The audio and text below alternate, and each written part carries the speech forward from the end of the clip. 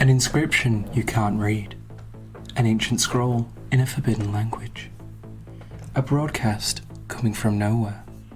You have found the Phenomenauts Podcast.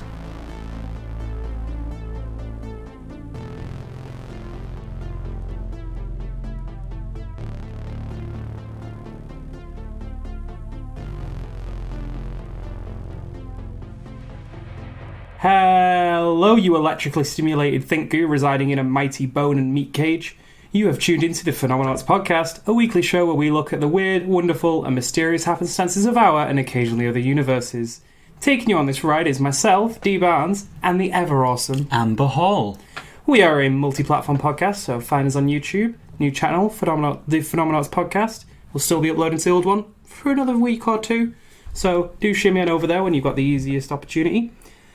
And we're also on iTunes, Spotify, and Transistor. So please do remember to like, follow, share, subscribe, and download all that lovely stuff. It really helps us out. Oh, you know. I didn't fumble that too much. That's right. Yep. Amber, how is it going on this fine evening? You know what? I'm feeling a bit rough. A little bit worse for wear. That's just because I'm a little sesh gremlin. So I went out. I had a good time. It was... I saw some dudes freestyling. It was all good. Nice. How about you? I have also been out fairly recently too. Also started back at uni. That finally happened. Yeah. How's that been going for you? You know what? I sit here panicking. Like, I'm not too terrified. I think I'll manage. Well, then that's all you can hope for, isn't it? Exactly. I'm just going to do my best and hope that's enough. You're doing your best, and you know what? We all know it. Oh, thank you. Should we crack on then? Oh, yes. All right. Do you want to open us up this week, friend? I will do, yeah. You know what? Because I'm stupid, I thought, I'll do this topic. And then today at work, I was like, I better actually write my notes on this topic. So I did it today. So forgive me if it's a bit... I mean, we've all been there. We've all been there. I've been a student, D. I know how it is. Today I wanted to talk about the body transfer illusion and the magnetic touch illusion. Right. I don't know how I have any idea what this is, but it sounds cool as heck. I think you'll like it. It'll really wonk with your steez. So you might have heard of the body transfer illusion before. It's sometimes referred to as the rubber hand illusion. Right, okay. Have you ever heard of this? I've heard the sentence rubber hand illusion before, but I know nothing about it. Well, I'll explain it for you. So the experiment has researchers stroking the subject's hand, which is hidden out of sight, so usually like under the table, something like that, with a brush. And they also stroke a rubber hand that's on top of the table in direct line of sight, in exactly the same way. Sorry to interrupt. I have heard about this. I think I may have seen a video or two on this subject. Yeah. Do carry on. It's in the general knowledge, I think. Yeah. Just the idea of this experiment. I think it's on QI. Could have been on QI or something. One of those thinky programs. Yeah. The experiment showed that if the two hands were stroked synchronously and in the same direction, the subjects began to experience the rubber hand as their own hand. If the real rubber hands were stroked in different directions or at different times, the subjects didn't experience the rubber hand as their own, and the illusion broke down. So they took MRIs of scans of the subjects while they were doing this. So the scan showed increased activity in the parietal lobe, and then right after, as the subjects began to experience the rubber hand as their own, in the premotor cortex, which is the region of the brain involved in planning movements. Oh. So the brain was going, right, now I'm in control of that. Yeah. I can plan on like moving it and stuff. Some of the funnier videos that I've seen of it is effectively this effect extends so far that if you threaten the rubber hand with a needle or a hammer or something like that, the subject recoils even though their hand isn't even in danger. It's under the table. Oh. So like they'll just come in with a hammer and the person will go and like leap back.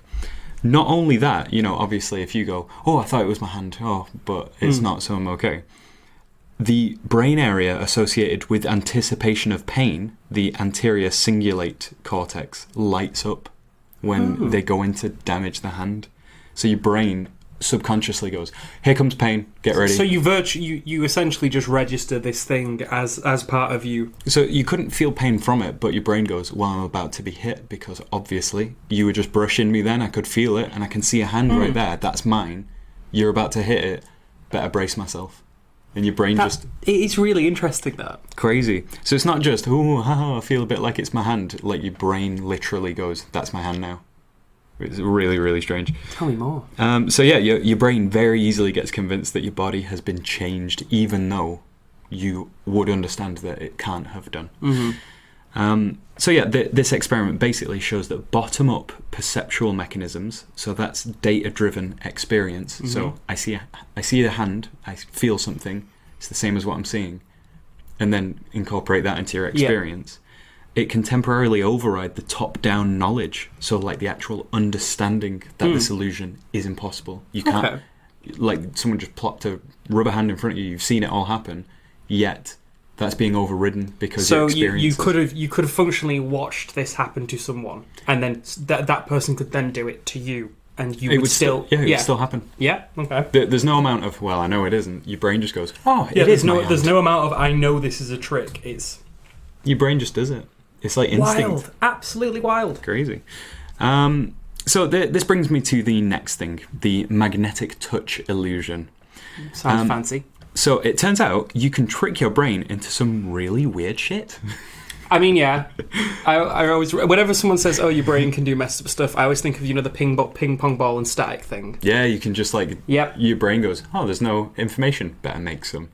Like, your brain is a very odd thing. It's made to work in a specific way, so the fact that we can mess with it means that it thinks it's doing a good job, but it's not. We've tricked it. As I said at the start of the episode, we are all just electrically stimulated think goo residing in a mighty bone and meat cage. Just driving the meat wagon. Sorry, do carry on. So, picture the same experiment that I just described. Okay. So the real hand is being stroked, but this time the brush is being brushed back and forward about 10 centimetres above the fake hand. Okay. The subjects still can feel it. And Wild. Because they're feeling it on their hand, yeah, cool. They're also feeling it as if, like, why can I feel something over the top of me? So it looks like humans actually have a sense comparable to the feeling of a force field around us. So Gutterstam et al. Postulated in 2016 that the sensation of this force field can help us avoid harm. So the space around your body that you can feel is called your peripersonal space. So it's kind of like not your personal space, but like a little bit outside of you as well, is what you can sort of sense. So there's actually a sense associated with it. So you might be able to relate to this sense. If you imagine seeing something suddenly appear in your peripheral vision, and like first you're able to gauge whether it's going to hit you or not, and then you can instinctively move to avoid it. So 1, personal space. 2, get out of my personal space. 3, out of my personal space. Want to move further away? No. So the fact that you can kind of get it, you have an instinct where you go, something's going to hit me, move out of the way. Yeah, like you almost like you've unconsciously got a bit of an idea. Yeah. And do you ever get that where if you close your eyes and then something's near your face, you kind of get a tingle and you go, there's something right in front of me, like I don't like it. I get that a lot when I'm sitting back. Because you can actually like sense a little bit outside of yourself, just there is something that the brain can do there. So this effect wore off with the subjects when the brush strokes were about 30 to 40 centimetres away from the rubber hand. So around this distance is what scientists define as the peripersonal space. So you can feel it and your brain goes, integrate. So that's like functionally your person, like that's where you stop. That's because you're able to feel within that space, right? That's where the brain still thinks I'm still feeling something near me. But after a certain distance it goes, no, I can't integrate that. That's not my space anymore. That's the space outside of me. That's so interesting. Under 30 centimetres, your brain goes, yes, integrate that. Make that part of the general mishmash of senses. That's pretty fascinating. There's the notion of being able to feel something that is, not directly in contact with you, but still reacting to it. I think that's... And the thing is, if we went and bought like a fake rubber hand from like a fancy dress shop or something, you could do this at home. You could just do this. You don't need any special, equipment to do it. It'd just be a crazy little trick. Maybe do it at parties. Scary friends, get a rubber hand, stroke them with a brush. So our new powers of force field sense have their limits, but what are those limits, D? Gutterstam et al. Got back on it again in 2018 with a study pushing the peripersonal space to its limits. In this newer study, they determined that when using tools, humans actually incorporate those tools into their peripersonal space. So when you use a utensil, a tool, something like that, you actually integrate it into this space that your brain identifies as you. So they were investigating the brain mechanisms that allow humans to use tools. So of course tool usage isn't very widespread, and certainly in the case of humans, it has been a phenomenable skill in our repertoire. I like that word a lot. Phenomenable. So some animals just don't get it though. They don't get that it's an extension of themselves. So I've seen my cats walk into walls when they have a cone on, because they got like fleas or something like that, and then they just stand there. They don't really understand what's happened. They just go boom. Oh, one of my dogs used to do that all the damn time. Would walk into something and then just be stood there like, well, what do I do now? They've not really clocked that. They go, well, this is part of my general thing. I better just make sure that I move away from things. So they don't sort of integrate that the addition to their peripersonal space into what they're planning on doing. Or dogs with big sticks, when they walk into a doorway over and over, and they just don't get why it's not working. Whereas a human, you would go, oh, careful, and then you would like slide through because you kind of understand that. You would kind of problem solve it as you're doing it. You'd be like, oh, this isn't okay. I'm gonna have to. It's like me moving the furniture in my room earlier. I knew I had to sort of lay the wardrobe down and tip it back up because you couldn't get it in any other way. Dogs can't play Jenga. You've heard it here first. Dogs can't play Jenga. I like science that. Has got you. Is that the episode title? Dogs don't play Jenga. Dogs can't play good Jenga, yeah. They found that the active tool use leads to an extension of the illusion volume around the entire length of a tool. Well, that sounds fancy. So humans get how to use tools because for the time that you use it, your brain incorporates it into your own body image pretty much. So it's the fact that you go, well, I've got this tool, so now that is part of me, and I use it to do things. That's why it's so intuitive for us to use tools, use things that aren't part of us. That's fascinating. But most importantly, I've gleaned information to help bring myself some closure, D. Okay. Spoiler time! Spoiler time? At the end of Avengers Infinity War, Bucky gets dusted, right? And his arm dissolves, but his gun falls to the floor. So the inorganic arm was him, but the gun wasn't him. Similarly, his clothes went, but his gun didn't. So are the clothes part of him as well? And Nick Fury as well. Eye patch, dusted. His shoes, dusted. The gun, which he's definitely packing, dusted. Didn't land on the ground. Jacket, all fair game, but apparently the pager that he was holding isn't. This has just given me a thought on this. Yeah. Right. Could it be what you consider to actually be yours? Well, it in the same way that using a tool, you go, well, I'm using it to do something right now. But say if you had a backpack on, maybe that doesn't actually register. Or if you're holding something that you're not used to, or you're specifically doing something with it at the time. It was just with the Avengers comparison with it being like, well, with Fury, it's like the pager wasn't his. So maybe he didn't consider it his. So maybe that's why everything else vanished. Maybe but he's not holding pager. it and he's doing something with it, so he recognises it to be something like separate. That if you're holding your phone, you would go, I'm gone, but my phone was a thing I was using at the time. So in the same way, possibly Bucky, because he's holding a rifle, he's like. But then again, a tool, who knows? I don't know, but just speculating. Well, cook that film in a sciencey broth. Whatever the brain identifies as part of them, their peripersonal space gets dusted. So science says assault rifle, not a tool. Handgun, a tool. Pager, not a tool, and so on. And also, just one final one to leave you off with there. The right temporoparietal lobe is involved in body image. So as we've previously spoken about in episode 22. Disturbances to the left temporoparietal junction caused a person to hallucinate a malicious shadow person in the room with them. Perhaps the sensation of this force field, this magnetic field, is responsible for people sensing a presence in a haunted location or auras and the like. I can feel your aura. Maybe it's like I can feel you entering my peripersonal space and my brain's like clicking off for it. That's really interesting. I think I like that quite a lot. Yeah.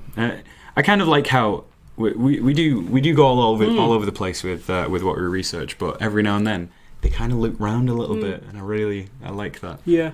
And you know what? Perhaps we'll find out in the future, but for now, It's just a I nice, think a nice that's a really theory. interesting concept, and I think that is actually super useful to know. Magnetic field. Um, And that's all I got. Well- I enjoyed reading about that at work. well, mine certainly is not as interesting as that. I'm going to be completely honest. Well, I thought maybe it was a little bit abstract, a little bit weird. No, I actually really enjoyed that one. Perhaps unsettling, so I wanted to go first. Well, I'm so going that we to can wind down. I think I'm going to ground us with this one. Okay.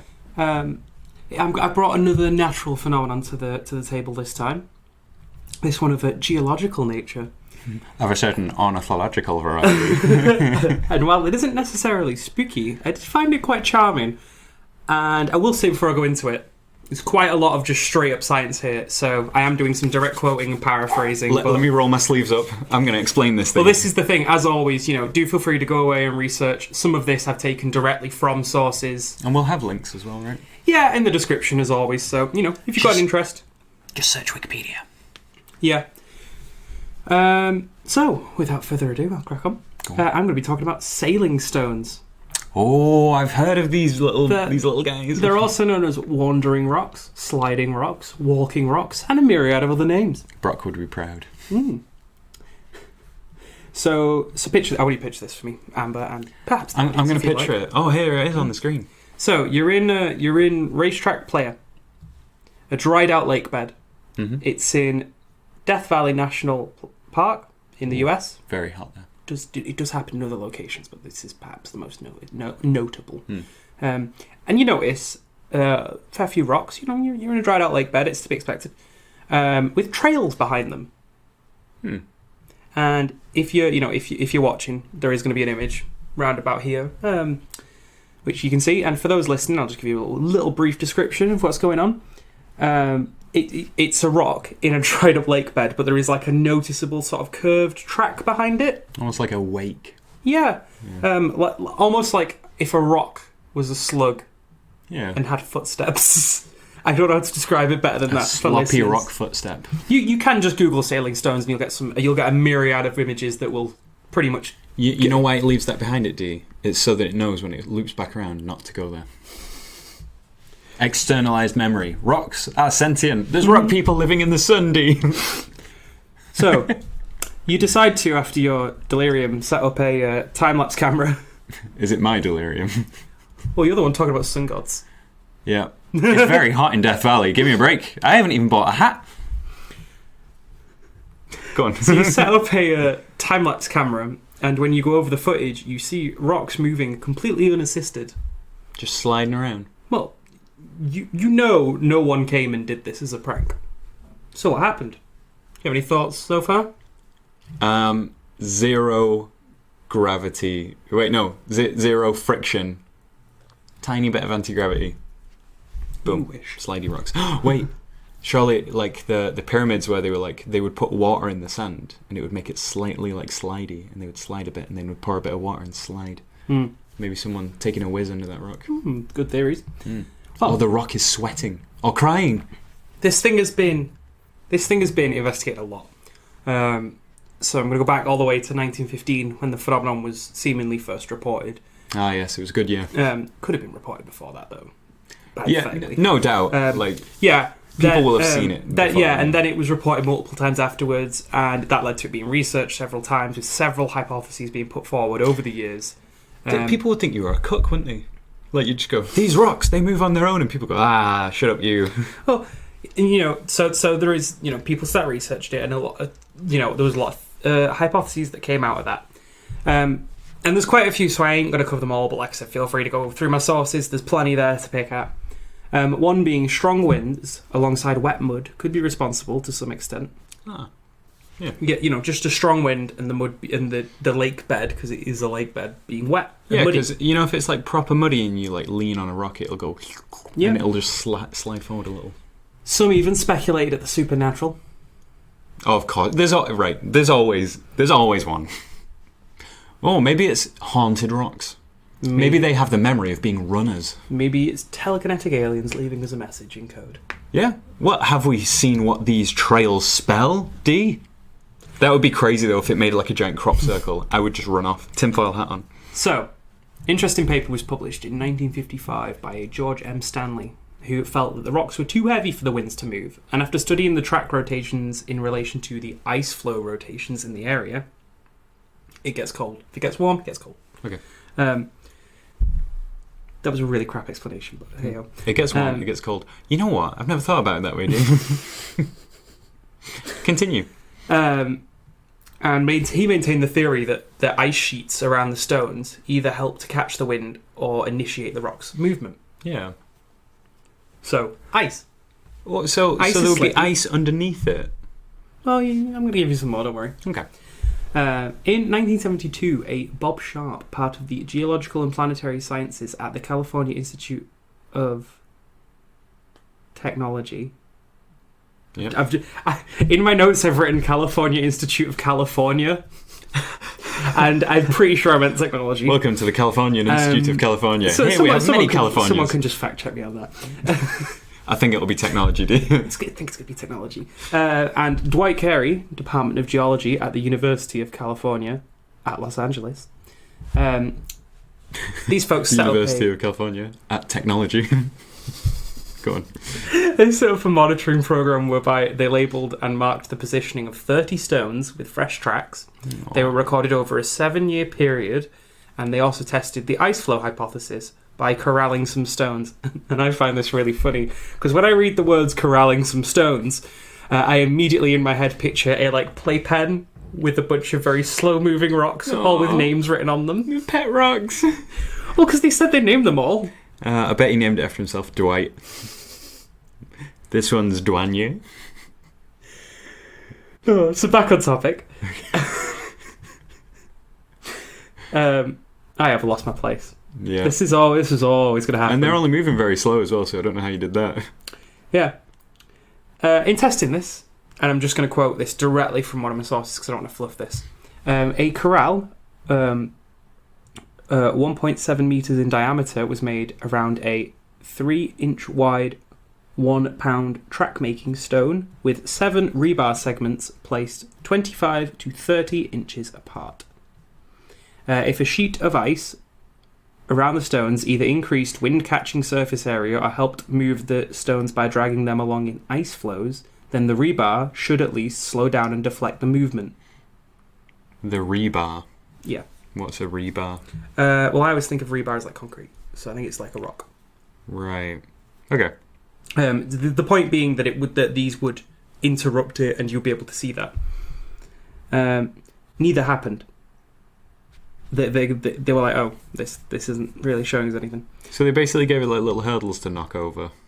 They scrutinized it. They were like, let's put this in, and if we see anything happen here, it'll give us an answer, and then nothing happened. Okay, so that kind of rules out one hypothesis. Yeah. They tried placing 2 heavier stones in the corral, and in 5 years, one moved in the same direction as the original, as the first stone there, but the others didn't, indicating that the ice collars around the stones must be small if they played a part in the movement. Yeah, because you'd think then they would all go the same way, right? Exactly. Say the sun lands on it and it melts on one side. Trivia time! Oh, you... That's right, I dared to do it. You scoundrel. The one week you didn't do one, I did one. Well, it's a good job I had spoiler time. That's fine, you can have trivia time. I got spoiler time. Movie talks. They kept monitoring these rocks for some time, and one rock, namely Karen, didn't move. And in some time before May 1994, disappeared. She went to see the manager. Made a beeline for the That's manager. it. There's no point me carrying on now, is there? We've reeled at it there. Oh, God. Carry on. What did Karen do? So Karen went missing sometime before May 1994. Oh, my God. I hope she's okay. Being rediscovered in 1996, having now spoken to the manager. Being rediscovered by a Paula Messina, a San Jose geologist. How do you lose a rock? Fucking no. Oh, flipping. I don't know. How do you lose a rock? Did we come back every day and have a look at it, and then we came back one day, it's just gone? Probably ran off. Should have put a higher corral around it. I was going to say, so what are you thinking now, Amber? What am I thinking about the rock disappearing? Or what am I thinking about the whole general... I'm thinking about the whole general situation, general but if you situation. want to talk about the rock, that's I thought fine. it would be like, ice forms around the base of the rock, and then the sun rises and melts it on one side. So that means that you've got a slight incline, and you've got melting ice and like water, and it just kind of slides down. and then it all melts, and then again up, slide, slide. I think you're on a good track there. Ooh, am I making wakes? Get me in a corral. Steve Carell. In 1995, there was a follow-up study from Hampshire College and the University of Massachusetts Amherst, led by Professor John Reed. And they found that some stones were, and I quote, proved beyond reasonable doubt to have been moved in ice flows that could be up to 800 metres wide. This, alongside the wind, were thought to be the reasons for the stone's movement. Oh, so the ice flow was like covering the whole area. So it's not just under each rock, it's like ice across the whole ground, and then... Could be. 2009. The development of affordable time-lapse cameras led to more study, eventually leading it to later being speculated that small ice rafts in fact form around the rocks. The rocks simply then just glide across. That's what I said! This reduces the friction and forces of the bed, meaning that the rocks could easily be moved by the wind, because obviously... Yeah. Ah, that's cool. Now... Ice rafts. Yeah, and there's a really good example actually performed by a NASA scientist, Ralph Lorenz, who was in the area around 2006 investigating meteorological patterns. Meteorological. Thank you. It's quite a mouthful, that one. I just couldn't get over it. I don't know what it was. And his experiment was actually performed in his kitchen, putting an inch of water into a container, adding a piece of rock that breached the water's surface, and putting the whole thing in the freezer. Once frozen, he took the rock from the ice, put it in a tray of water with sand below, and then all he needed to do was blow the rock to set it in motion, and this left a trace in the sand. So it's effectively that scaled up. Ice everywhere, as soon as it starts melting, and there's a little bit of water and sand, just wind. Mm-hmm. And this is what I said, this is one of the things that they think might have been utilised when they built the pyramids. Ah, fascinating. Water and sand, and you can just slide the huge rocks across the surface. So I've got even more evidence for this one. Utilising embedded GPS trackers and time-lapse photography, researchers Richard Norris, an oceanographer at the Scripps Institution of Oceanography in La Jolla, I'm hoping I'm pronouncing that right, California. La Jolla. And James Norris, an engineer at Interwoof in Santa Barbara, California. And on December the 20th, 2013, they witnessed 60 rocks moving and wrote, in contrast with previous hypotheses of powerful winds or thick ice floating rocks off the player's surface, the process of rock movement that we have observed occurs when the thin 3 to 6 millimeter window pane ice sheets covering the player pool begin to melt in the late morning sun and breaks up under light winds of about 4 to 5 meters per second. So they said it's not your idea, it's our idea that's very similar. Wait, so the rock doesn't slide on the ice slides on the ice. Or vice versa. It's something to do with ice. Basically, for the long and short of it is it's like ice starts to melt, and then at that point when the ice has melted, it means things moving are a lot easier. Right. So in essence, it's the same mechanism. Yeah, but I thought it was quite cool because it's like, for probably like maybe 100 years now, nearly, we've been looking into this. Yeah, but it's just such small movements and very imperceptible. It must happen, and I'm sure some maybe happen faster, but for the most part, it seems to be that it happens over a long period of time. I really thought, when you were like, in 2013, they witnessed 60 rocks assemble themselves into a giant golem. Destroyed the camp. They had to turn back. No one's been there since. There's a reason they call it Death Valley, D. So, given all that, for all our topics this week, what thing do you like this week, Amber? What thing do I like? Oh, goodness. What thing have you been enjoying? What? Keeping in with our little, side. I've been playing Skyrim. Nice. I classic, timeless I don't know classic. how to quit Skyrim. I just don't know how to quit. It just keeps going, and there's just more of it. You've been playing it as like a non-modded playthrough, or you've been playing modded? Oh, no, heavy mods. Big mods. So, like, at the moment, I've got the Ebony Blade, where you have to, like, kill people who are, like, followers of yours. Oh. And it gets stronger every time you kill a follower. Wow. So I'm just going around this, like, huge orc wearing, like... I've got, like, a snow bear's, like, pelt all around my shoulders with a double-handed sword. That's pretty impressive. There's stuff like I'll look over a ledge. There's two people just walking around.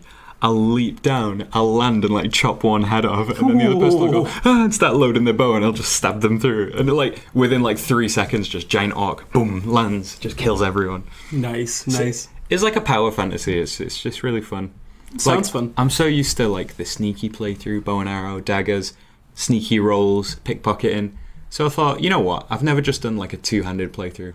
I'm a big fan of like just picking up something different in a game and just going for it and just going. I just want to do a playthrough this way and just see how it feels. Yeah, because if you've just said that's what will have me satisfied, then doing that will be satisfactory. Yeah. As opposed to like if you go, no, it'll be really fun the way that two-handed stuff works. It is pretty boring to be honest, but I'm just focusing on the fact that I'm like, no, I don't use bow and arrow. I don't use magic.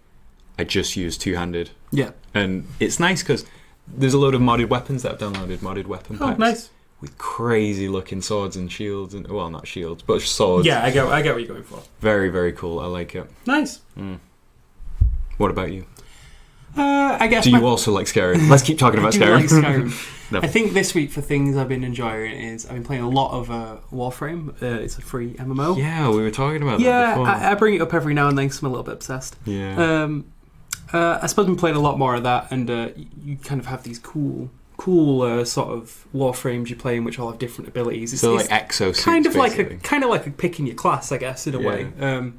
I know. I always like that though, that they are like an exosuit. Yeah. And I picked up a new Warframe recently called Gorse, which is I think designed off like race cars and stuff. 'Cause it's all about going fast. Okay. And it's a lot of fun. Yeah, I get to go a lot really fast, and what's really funny is if there's just a bunch of enemies and I just run down a corridor, they all just kind of fall over or you just run into them over. Things. I am going so I can't describe how fast I'm going. Incredible speed. You can go so fast you can barely see anything. It's a lot of fun. Yeah, until you yeet yourself off a cliff. Well, you just kind of yeet yourself into walls, but you do like a shockwave of damage. I like this, You could do a lot of other stuff, but this is the thing I'm going to choose to mention. This is what I would pick because it complements my driving style on other video games. Just drive really fast and just tish your car into a tree. It was an interesting pick, because I normally go for more of these sort of wizardy, sort of spellcasty frames. But I like the space magic. Yeah, I'm a big fan of space magic, but no, I've just been yeeting myself into walls recently. And Jotunheimed myself into some enemies. Yeah, I remember playing Warframe when it was in beta, and it was pretty janky at the time, but... And it's free to play as well. Yeah, it's free to play. Crazy. They do have a premium currency in the game, which you can pay for if you choose to. But it's no. Well, that's usually. It's by no means compulsory, or you have to do it. It's just you can spend it on getting things easier because it's all about farming. I've got a short attention span though, do you? I think that's going to hurt my wallet. No, it is a thing. It's like I don't think it's great that there is a premium currency, but I think it is good that at least it doesn't force it on you or paywall any parts of the game. It's an optional thing. Yeah, some free-to-play games really just take the mick. Yeah, they do. They basically, yeah. No, but I am a big fan of Warframe. So that has been my thing for the week, I would guess. Well, I hope this one wasn't too dry for you folks. Oh! But I felt that we sailed right on through. Oh, jeez.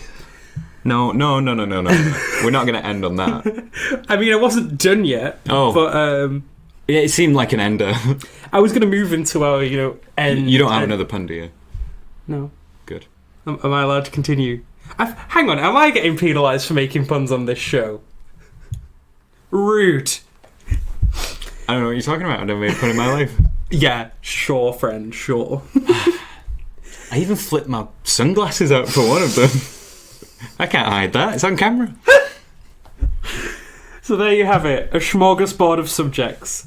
That's it from us this week, folks. And don't forget about our initiative. Introduce the podcast to anyone who you think might enjoy it. Let us know theirs and your names if you'd like in the YouTube comments, or email us at phenomenauts@gmail.com, and we'll give you a shout out live on air. Catch you next week, folks. Peace out. Just smile and wave, boys. Smile and wave. That... What do you think? I don't know, maybe I'm a hypocrite. Like, I've made plenty of puns, but... What was it? Hope that one wasn't too dry for you folks, but I felt we sailed right on through. I thought it was a very cool topic. Oh. Really melted my heart when you spoke about Karen. How did they lose Karen? We found her 300 miles away. I am wondering if it was like, someone just vandalised. Yeah.